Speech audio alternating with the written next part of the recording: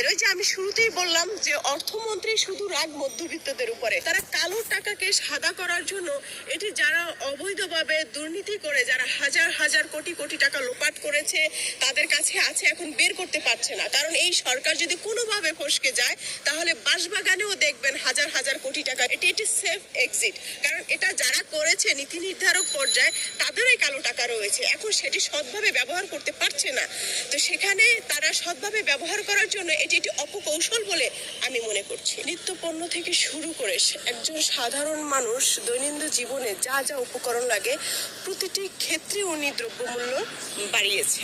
একমাত্র যারা ডেঙ্গু হচ্ছে সেই ডেঙ্গু টেস্ট করার জন্য যে কিটটি রয়েছে সেই কিটের শুধু দাম কমিয়েছেন। বিমানের ইঞ্জিনের সাথে টিকিটের কি সম্পর্ক রয়েছে? যারা খেটে খাওয়া মানুষ, যারা ওয়ার্কিং ভিসায় দেশের বাইরে যায়, মধ্যবিত্ত বা নিম্নবিত্ত শ্রেণীর যারা মানুষ রয়েছে, তারা তো